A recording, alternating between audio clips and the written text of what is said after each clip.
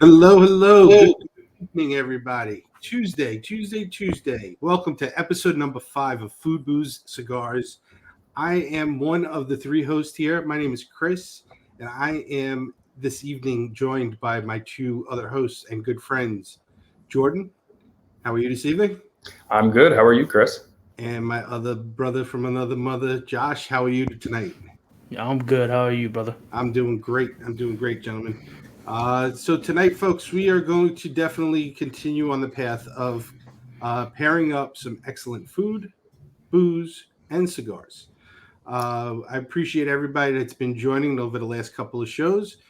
We can always be found on YouTube, Facebook. You can find us on TikTok, but Josh is the only one that does the dances there. But please come over and join. It's nice to see everybody on another Tuesday at 8 p.m. So let's just jump right into it. Tonight's actually topic is the Balvenie Doublewood experience. The experience part is something that's definitely intriguing me. I am not familiar with this alcohol, but I am familiar with the tasting notes of it. So for the food part, I think I'm going to jump right in with I would pair with it. Are you sure you're excited for this? Because I don't want to. This is a different meal. I mean, I personally have not had it, so. Yep. Well, remember, they're always going to be on the end. It's not so much of just a meal. I like to do fat boy snacks, so it's something a little different, something you've never had before. You know, we've gone from donuts with chicken and siracha, right? Yep. No one's done that. So I figured let me go the opposite way and put a couple other items together. Let's put up the actual picture of what tonight's food item is going to be. And how does that look? Now, before I tell you what it is, how does that look? Does that look appetizing, fellas? Yes, it does. That does look good. That looks like a hearty meal right there. All right. Yes, it does. It's something that's simple. It's actually just that's rye bread that's toasted. And you take some dill and creme fraiche, mix that together, smoked salmon, and Gruyere cheese. And you make yourself a smoked salmon, grilled cheese, with a little bit of dill. That's a nice snack. It has the earth tones of that smokiness from the salmon. You know, smoked salmon doesn't have that oily flavor that you get from traditional like sockeye salmon when you're cooking a piece or broiling it. The smoked salmon almost is like, I always lean it towards like undercured jerky. And that's why I like smoked salmon. Undercured jerky. Yeah. I never really thought of it like that, but that's why I leave food in your hands, sir. Yeah, so question for you, Chris. Yes, sir. Why Gruyere? So Gruyere is a cheese that's out of Switzerland, right? It's Swiss cheese, basically. So picture that creaminess. And the reason you don't use Swiss cheese is it's got holes in it. And you get less cheese. You really don't like Swiss cheese, don't you? I'm very against. Why am I going to have? There's too many holes. I'm missing out. But no, so I know it looked. You know, when you hear a smoked salmon, grilled cheese, I mean, those things do not sound. They don't go together. When you see the picture and you taste it, and then we take the actual. Thank you, Greg. You take the creme fraiche and the dill. Those are two flavors that work well together. You could also do it with a little bit of Greek yogurt if you'd like to get a little bit of that tang. And I really think of the flavor profile that I looked up and spoke to you gentlemen about the cigar and the Balvenie. I really said, wow, I need something that's going to work with both. And speaking of that, we can blend into that too. The Balvenie Doublewood experience is experience in the proper title. Well, I'll explain the experience part because there's not just one Doublewood. There's 2. You have the 12-year and the 17-year. Tonight we're going to be talking about the 17-year because, well, as mentioned in episode 1, the Doublewood 17-year, thanks to a friend of mine named Misty, is now my favorite go-to Scotch. And I will pull up a picture. There you go. That is what it looks like. So oh man, I even just looking at it, I'm like, yep, that's my favorite. That's my go-to. But the Doublewood 17, it is aged for 17 years in oak barrels. The 12-year, they take out the 12-year after 12 years, and then they let this one set for another 5 years before bottling it. Now, I must say that they actually stopped producing this particular bottle. So there are a few left out on the market in the U.S., and I would say definitely pick up a bottle if you haven't already, because this stuff is stellar. Right off the notes, right off the nose, it is that chocolate oakiness. You get a little bit of vanilla in there. That was a nice pop. Congratulations. As you guys can see, that I might have told Josh about it too, so he got one too. But the nose on it, I mean, it is a chocolate bomb. But then by the sip, and I mean, the color is you could see that it was sitting in the barrel for a little bit longer. Has a little bit of that darker tone to it. Cheers. Yeah, cheers to you. But Josh, you okay after that? I mean, I don't know. I mean, that was like that was a nice sip. I didn't even get to see what he drank. I was too much ingested in mine. I think Jordan sipped a little bit more than me, bro. Okay. So what's the actual notes that you're getting off of that, Jordan? So it is right off the tip of the tongue. It is chocolate, vanilla, coriander, and the finish on it is just sitting right here, sitting right in the middle of your mouth. Mm-hmm. And chocolate, a lot of chocolate.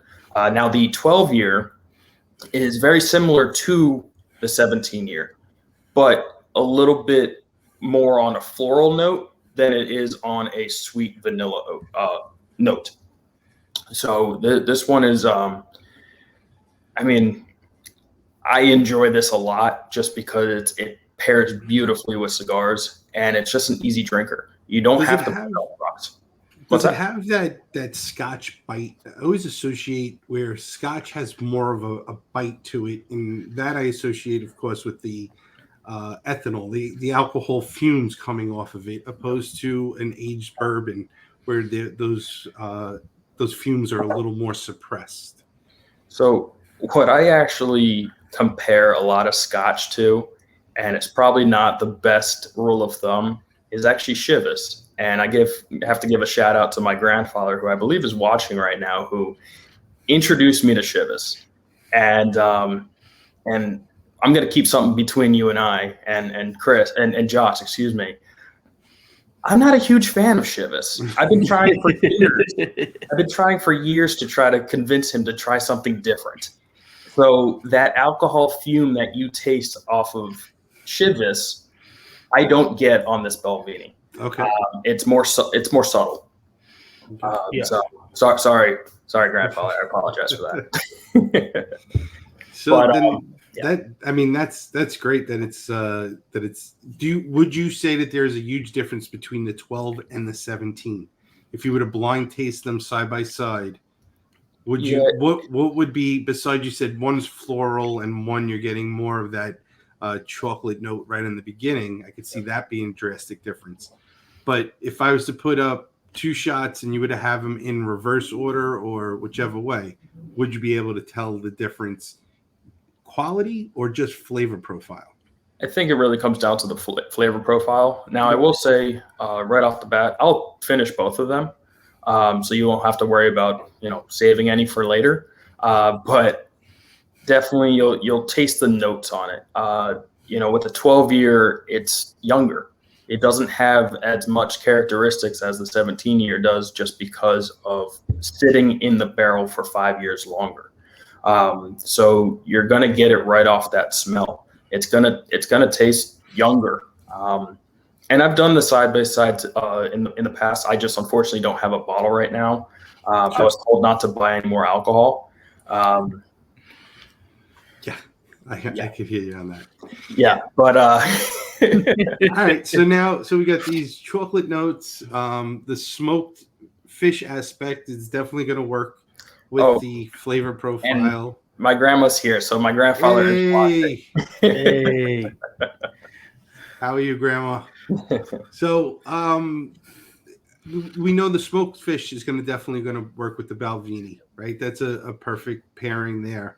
Let's take that now into the cigar. So, Josh, what do you have for us this week? So today I did a little curveball.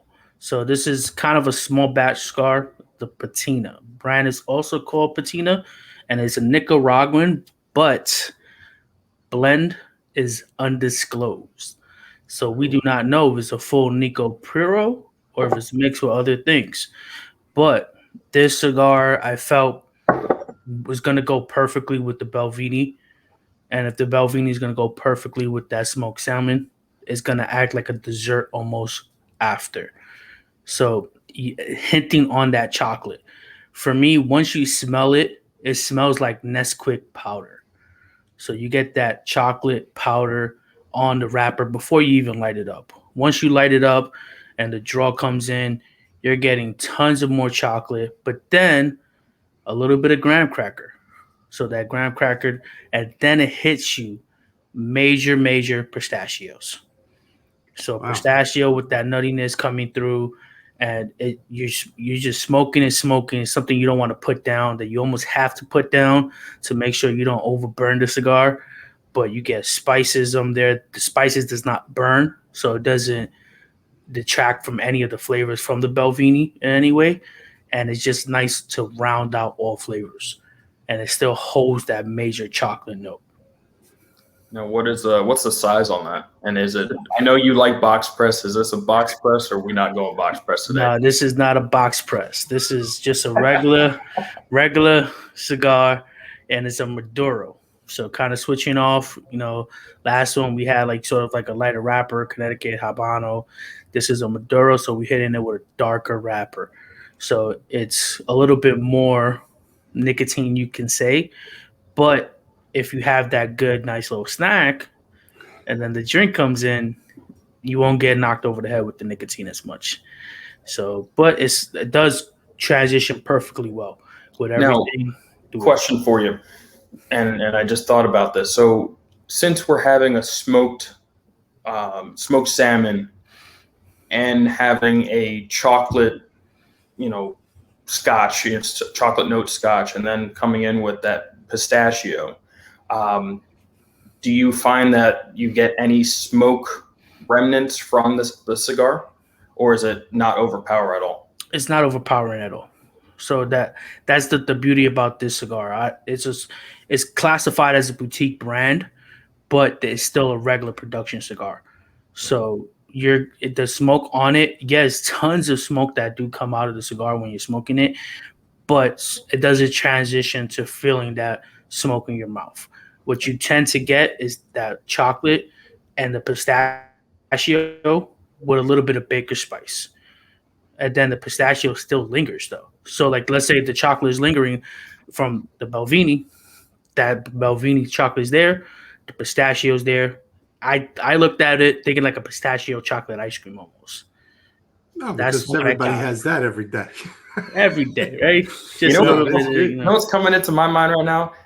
I don't know what it is, but cannolis. A cannoli sounds really good right about now. Cannolis are excellent. And a little pistachio. I'll accept some pistachios in the cannolis, but that's for another episode. I'd actually just like to know, Josh, what's like the average time on that size of a cigar? So with a Robusto, usually the average time is anywhere from between 30 to 45 minutes.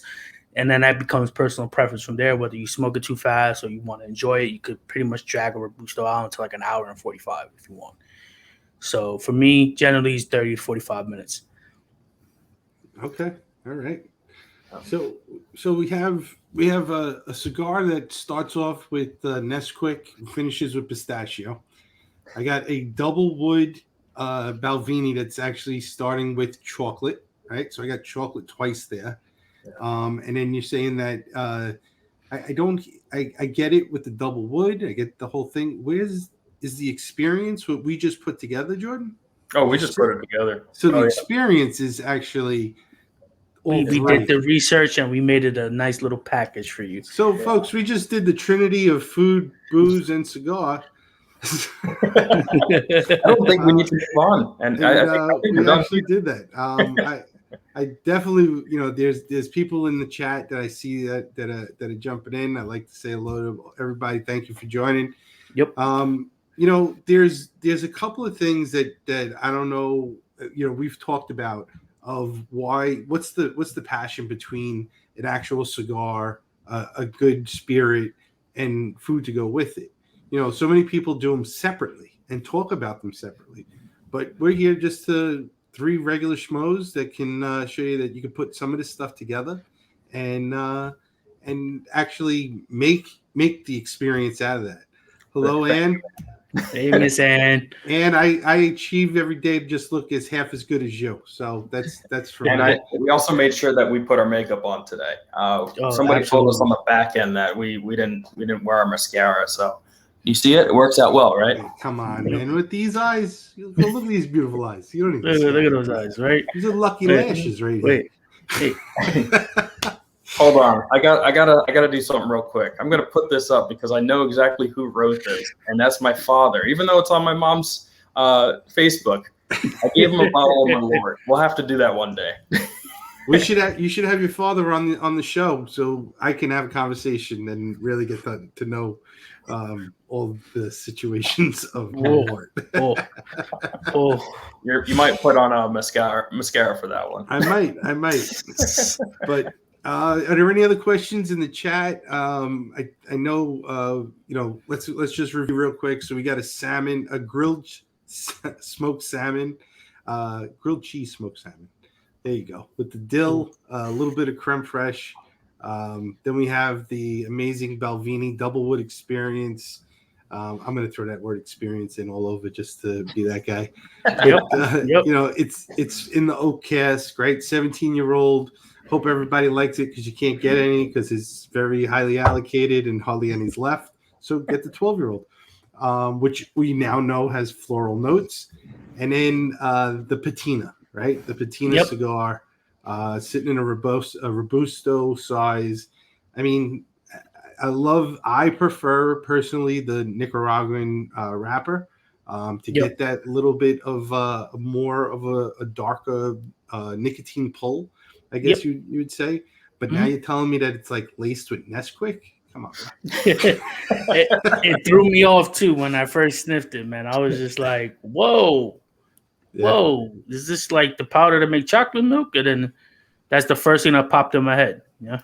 Now, Chris, we do have a question for you from Greg. Sure. Oh.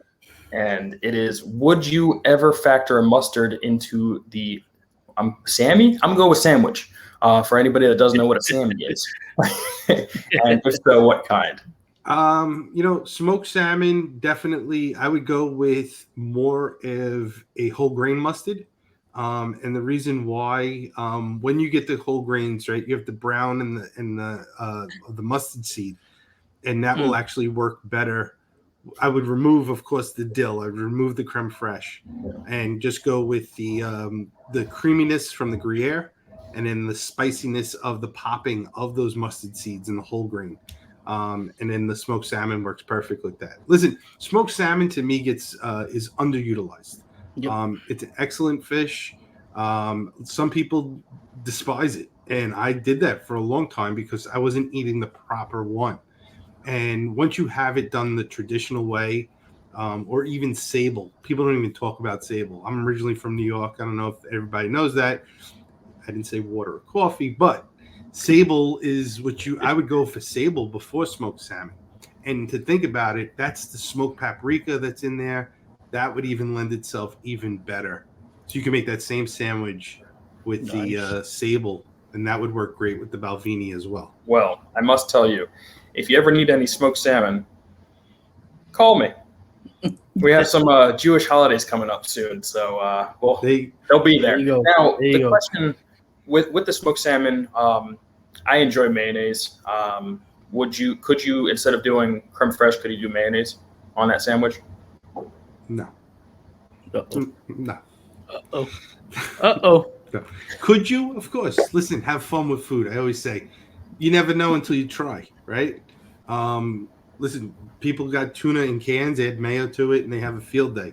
Add a little spinach, walnuts, raisins, stuff like that. Actually, I'm gonna. You want to talk about curveball? I actually Here to you my, go.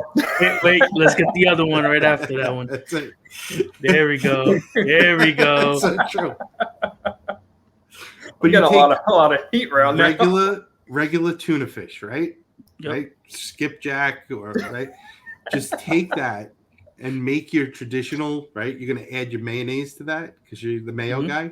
Next time, take a chance. Chop up some spinach, walnuts, raisins, and then add a shot of soy sauce. It's not going to be an Asian chicken salad. It's actually the umami that's going to explode. Just a shot of soy sauce. Mix that in there. It's not going to change the color or nothing. And you tell me what you think. You know what? You're going to do that and let me know by next week when we come back on next Tuesday. There we go. Yeah, and then I'm going to also have to make it for Grandma. Thanks. There you go. Anytime for Grandma.